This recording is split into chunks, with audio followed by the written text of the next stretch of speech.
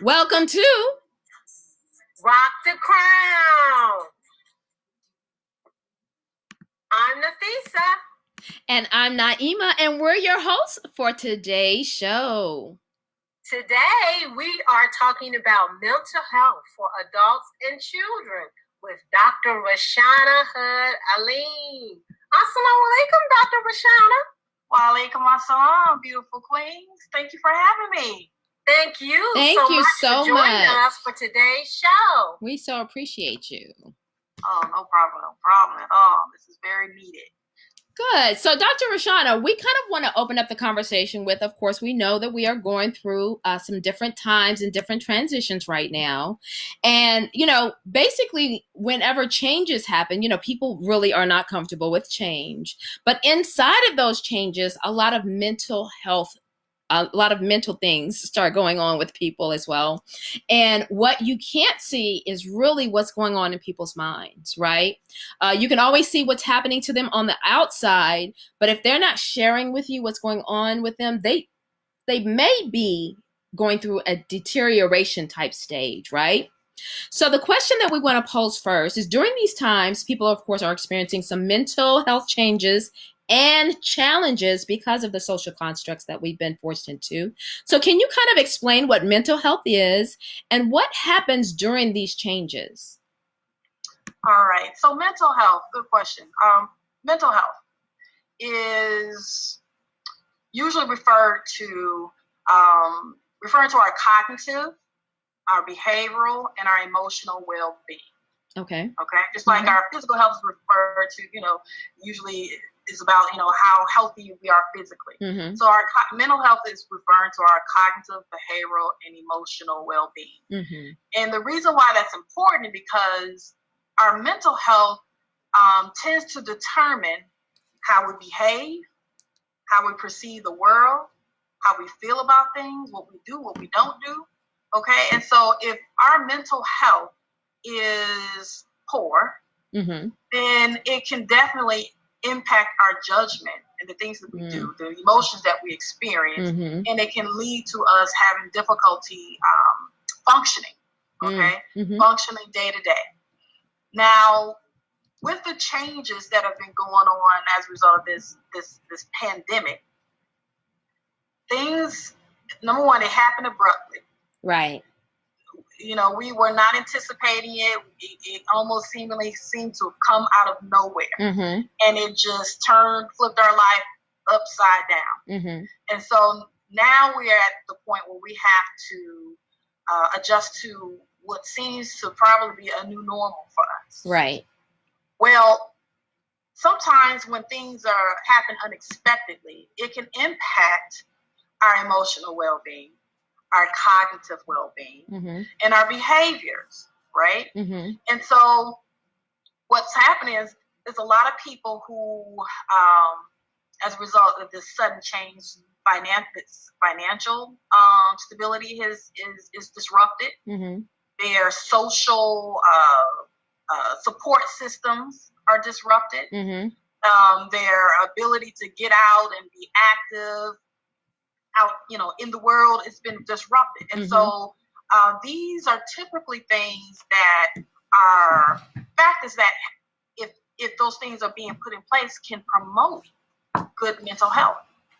And so now we're in situations where it's saying, hey, we need to physical distancing or social distancing. I don't like the term social distancing. I like physical distancing. Right. Because I want people to continue to maintain their social connections, their social supports, because we are social beings. Right. They're telling us to stay in the home. Well, guess what? If we stay in the home all the time, which I'm not saying you should not, but there's no rule about going outside on your front porch getting some vitamin D. Mm-hmm. So a lot of us are staying in the house a lot longer. We're not getting vitamin D. Mm-hmm. Most of us are already vitamin D deficient. Right. Vitamin D has been shown to impact our mental health. So guess what? That social isolation is compounding and putting us at higher risk. Right? Mm-hmm. A lot of us aren't exercising. Regarding children, children, especially children and adolescents, they're preteen, social interaction, peer interaction is so important developmentally. And guess what? Now they don't have that. Now they have to come up with other creative ways to create that peer-to-peer interaction. But it's an important developmental part of their life that is needed for them to become whole and healthy adults. Right. So those are some of the things that are changing. And so you got to keep in mind also that there's some people who are already at risk, be it genetics, maybe it runs the family, or maybe they already had a pre-existing mental health struggle. Right. These things are just compounding, and these are triggers. And so some people will find themselves either having episodes, depressive episodes, or increased anxiety, or we may get some people who are, for the first time, would technically having symptoms that would technically be defined as a mental health diagnosis. I'm so glad that you broke the mental health down into 3 components. And we want to make sure that we also put that into the chat so that people understand that it's not just one thing when dealing with mental health. But thank you so much for sharing that part. No problem. So, Dr. Raushanah, how can we reduce, I guess, the effects of PTSD or those types of symptoms as we come out of all of this? As you know, they're starting to say now that we're gonna come out of this, I guess, in late May or something like that. So this is a trauma that a lot of people are experiencing during these times. So what are some of the ways that we can reduce the effect of some of this trauma? Well, regarding mental health in general, there's some things that are in our control and some things that are not. You know, some people don't wake up and say, "Oh, I want to be depressed." You know, right? So there's certain things that are not in our control. For instance, our genetic makeup. You know, some experiences, even though we make choices, some of our experiences are out of our control as well. So far as with the PTSD question, I would say that this is probably very traumatizing for most people, for a lot of people. But trauma does not equate to PTSD. PTSD is a disorder, whereas, you know, the trauma is really impacting your ability to function on a long-term basis, okay? Most of us will probably adjust to, once things get back to a more stable way. Most of us will probably adjust within days, weeks, or, you know, a couple of months. But some people, it will. So the same thing I would say to help us avoid depression or to encourage a healthy mental health or mental wealth is general, like those positive factors, those things that help us, the fact that we're biological, we're social, we are spiritual beings. We're biopsychosocial, and some people would say break it down even differently. But certain things biologically, getting vitamin D. These are all proactive things that can help promote a healthy mental health, help promote and protect perhaps from developing, you know, PTSD or other mental health disorders. Because there'll be a lot of people with PTSD, but not everybody will. But there'll be people with depression, people with bipolar, people with other types of anxiety. Right. But some of the protective things that may help, as we're, going along, could be, again, let's break it down. Biological. So eating healthy. Biological. Getting vitamin D. Biological. Knowing what our family history is, so that we, if we're informed, then we'll know the type of things that we need to put in place. Biological. Making sure that you're exercising. Psychosocial. Having your social supports. Just because we have to physically distance ourselves does not mean that we have to socially distance ourselves, in that we can still reach out to our family and friends. We can look into maybe to see what type of virtual support groups are out there. Mm-hmm. Spiritual. Many of us belong to different faiths, and a lot of the faiths have different things that help grow and help develop your spiritual growth. I'll often say, because people can understand the physical health better. So if I say, I want to get nice, slim, I want to get a 6-pack or whatever, right? Right. Me saying that is not, I may want that, but that's not going to happen without action. Right. Without putting in the work. Right. And I have to put in the work ongoing. So just like if I want to maintain a good physical health, there are things I have to do on an ongoing basis. There's no destination. This is a lifestyle. There are things we have to do on an ongoing basis in order to promote a healthy mental health. Mm-hmm. So spiritual might be, Ramadan is coming up. So, and we all have experience. If we want to fast, right, we fast, but if we're not making prayer, if we're not reading the Quran, if we're not having holocaust and stuff like that, where's the spiritual development? Mm-hmm.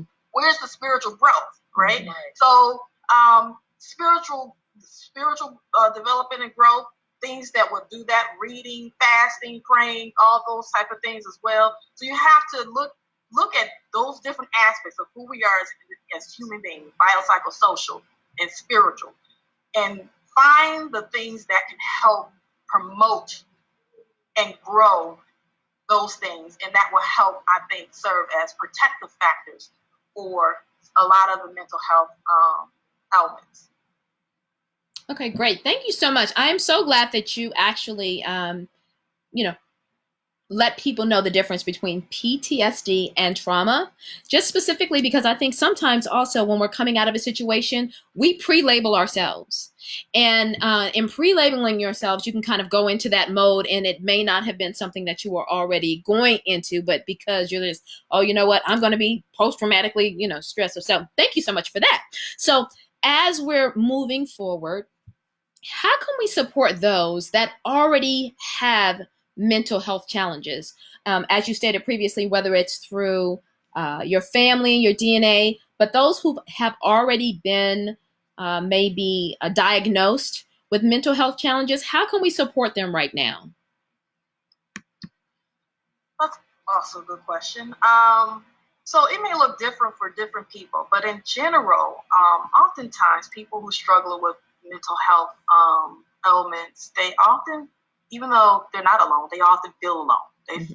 Sometimes it makes them feel as if they are the only ones in the world. Mm-hmm. So one way to be supportive could be, just kind of reaching out, making sure that they maintain some sort of social connection with others, because oftentimes when we're struggling with mental health stuff, whether it's anxiety or depression, we want to isolate. So reaching out to people on a regular basis, checking in with them. Also, if they're currently in treatment, making sure that we're encouraging to keep their appointments. Many of the mental health providers are offering telemedicine services. I offer it myself. And so just because we are in our homes does not mean that you cannot continue to get the services. The other thing is, if you happen to be on medication, this is not the time to debate about the benefit of medication or not, but there are some people who are on medication and the medication helps. And so it's imperative for those who are on it to continue on it until they're able to talk to their doctor about it, because a lot of the mental health issues are not just social, environmental stressors. There's a biochemical component to it. Again, I told you there's some things that we have control over, some things that we don't. We don't have control over how our neurons and our nerves, how they are in our brain, And so encouraging them to stick to their treatment plan, encouraging them to talk about, how they're feeling. And also it's helpful to validate their feelings too. Because a lot of people may feel as if, again, they're alone in how they're feeling. Validate. I understand how that might make you feel. I understand this is probably very difficult for you. There are also things like, again, I mentioned earlier, social support, social groups, support groups online that they might be able to take advantage of. Mm-hmm. Journaling is good. Mm-hmm. Yes. Another thing that I like is called the circle of control. Mm-hmm. Whereas you get a piece of paper, because sometimes you feel like you got a lot of stuff in your head. You just got to get it out. Mm-hmm. You got to get it out, and you got to categorize it in a sense, because sometimes we'll be worried about the stuff that we can control, mm-hmm. and the stuff that we can't control all mm-hmm. at once, and right. so then it's overwhelming. Right. So there's an exercise that I often recommend: the circle of control. Get a piece of paper, draw a circle. The first circle are the things that you have control over. Write that down. And then you draw a larger circle around that circle. Those are the things that you don't have control over. Remind yourself of those things. Mm-hmm. Remind yourself of the things that you have control over and the things that you don't have control over. And hopefully you'll have the wisdom to know the difference, right? But those are some things that you can do for those who are already struggling with their mental health, and just being a support, and also knowing when, picking up on signs when they're really struggling. Because if you're picking up on signs that they're really struggling, then there's another step that you would probably need to take from there. And can you explain that step? I want to make sure that people understand that, say, for instance, people are going through mental health challenges and they need actually support, and not to send them to the hospital right now, but what are some support avenues that they can take? And if they had to call the police, what is the code that they have to give to the police in order for them to know that it's a mental health call as opposed to just a 911, like a threatening call like that? So I don't know if there's specific code, but typically you can just let them know. Mm-hmm. Here in Georgia in particular, Georgia has a Georgia Crisis Access Line. Mm-hmm. And it's a 1-800 number. And it's a number that you can call, and sometimes they will send people out to where you live, mm-hmm. so that you can be evaluated by someone who is familiar with mental health issues. Great. You can also go to, for just in general, there's a organization called the National Alliance on Mental Illness, mm-hmm. NAMI. It's a national organization, but they have local chapters, mm-hmm. state chapters and local chapters. Mm-hmm. This will be a great resource. If you go to your specific local chapter's website, many of the chapters have handouts where they have numbers that you can call for your particular location. Okay. So, for instance, for Georgia, the Georgia Crisis Access Line, for those who are in Georgia, is 1-800-715-4225. All right? That is 1-800-715-4225. They even have a Georgia COVID emotional support line, and that is 1-866-399-8938.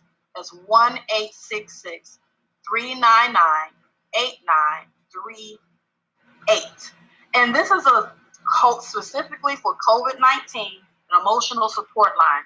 It's 24/7. It's free. It's confidential.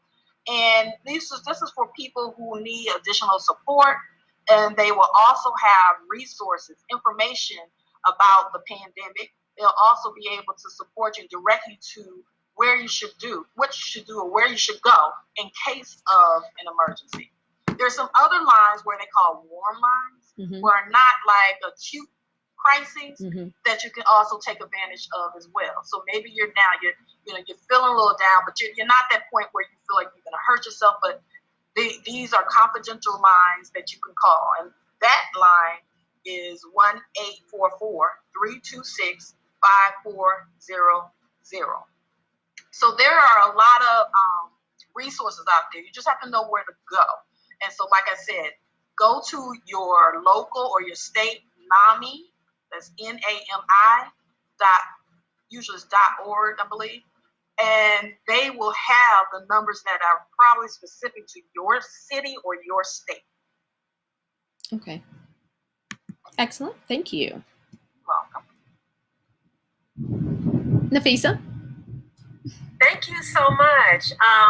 That kind of sums up a lot of what we wanted to take care of today. I think one final question we wanted to make sure of, and you kind of touched on it a little bit, was making sure that each of us have some type of mental health emergency plan in place. Is this something that you would recommend for each family? And if so, if you can kind of guide us as to what that would include, or how we would make sure that each family has that set up?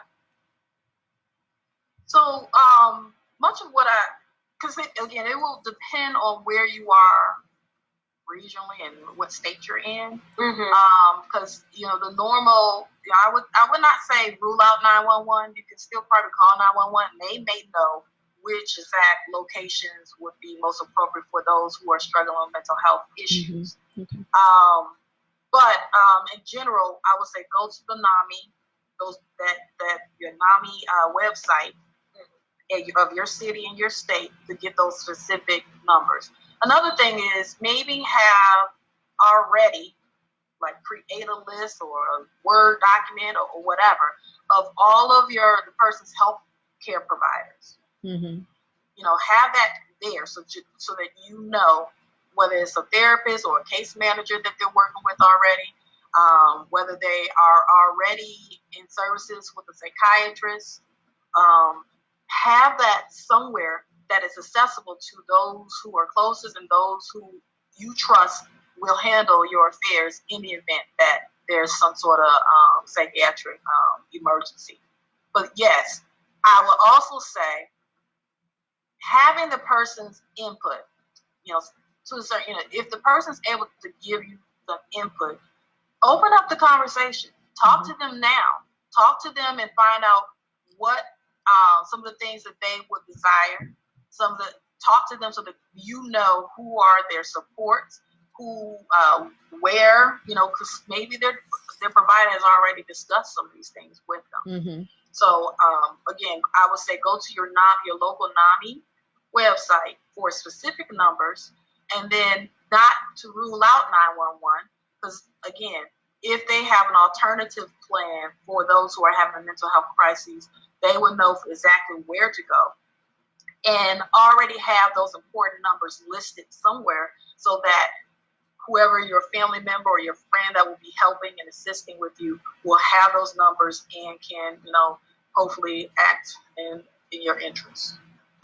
Yeah, thank you for that. That's very good, because that's something I think a lot of us don't necessarily think about, the mental health side. Most of us on our refrigerators or downstairs in our kitchen, we have a list of like the fire department. We have a list of 911 and maybe our doctor, because we're thinking about our physical life, but we don't necessarily have a list of resources in case there are mental emergencies. Right. We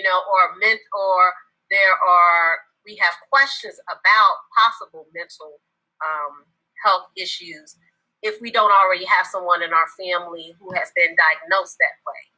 So that's very good, because now I can think about it like, oh, okay, let me add those under mental health, numbers, and I can put those down so in case there's a particular issue. And I also like too that you broke down the difference between, that from a preventative standpoint, there are biological things that you need to do, there are social things that you need to do, and as well as physical things, right. Because when you talk about biology, the food that you eat affects your mental health, as well as getting outside, from a physical standpoint, getting outside, getting that vitamin D, getting that exercise in. That also contributes to your mental health, because we know about the endorphins. Exercise releases endorphins, which is the feel-good thing, part of our bodies that give us so much pleasure. But a lot of that stuff we don't really think about it. But that affects our mental health too. So that was good that you brought that into play too, that there are different distinctions and different things that we can do from a preventative standpoint that we may not have thought about, you know? And then some things we might have been getting just because we go out every day, we may not have been aware of it. Now that we're inside, we just know something's off, we know something's missing, but we don't know exactly what it was. So that was good that you gave us some different things that we may be able to look to heighten our own awareness about where we are mentally. So I want to thank you for that, Dr. Raushanah.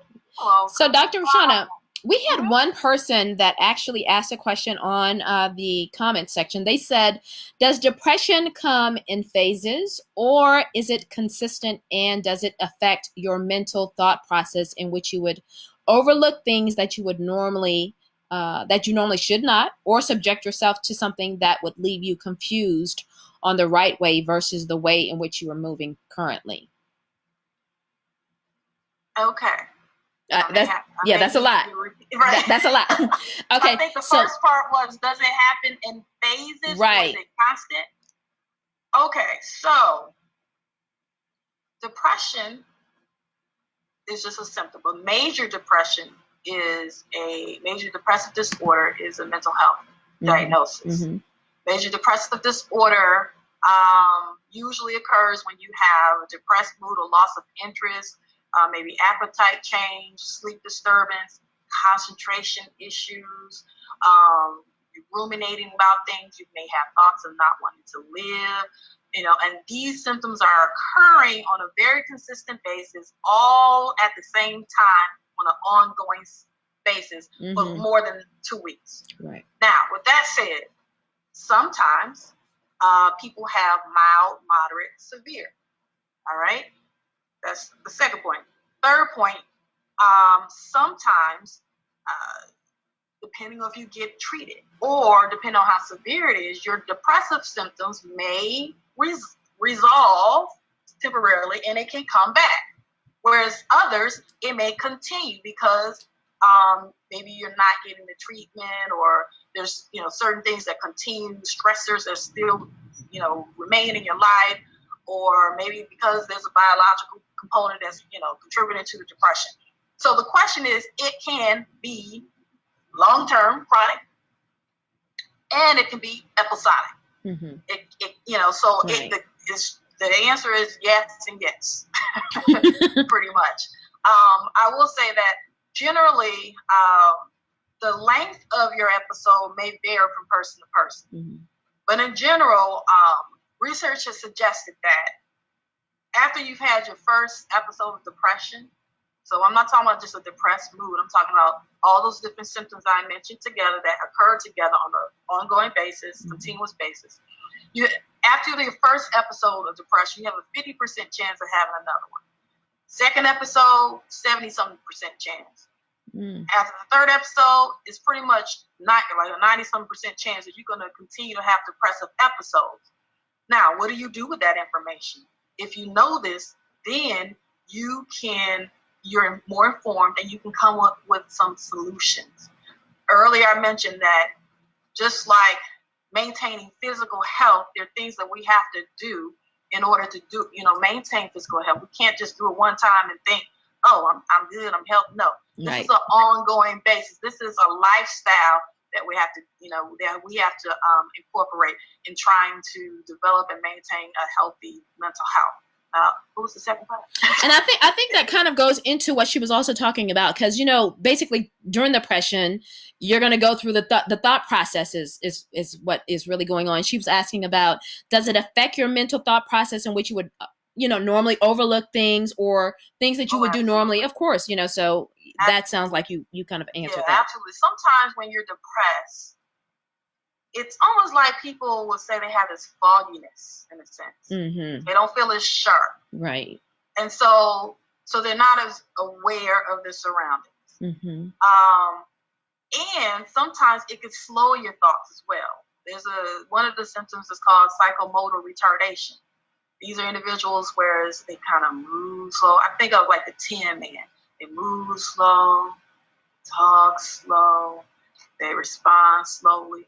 Okay, and so yes, that can affect your judgment. And it's also almost like if if you're wearing sunglasses, these really dark sunglasses, and that's walking around, you can see things, but you can't really see how vibrant things are. You can't see the vibrant colors. You might miss certain things. And so depression, it will alter your perception. It'll alter how you think.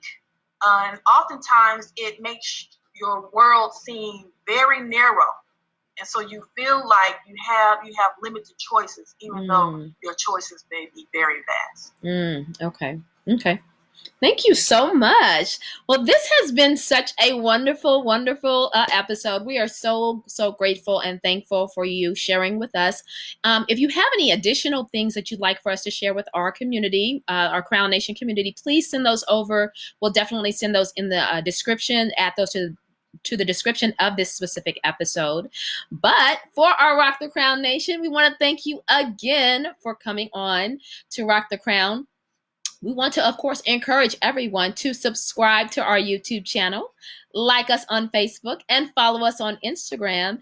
And be sure to look out for us next week. We have some really, really exciting things coming to you. Those posts will be coming soon. Who's going to be our next guest?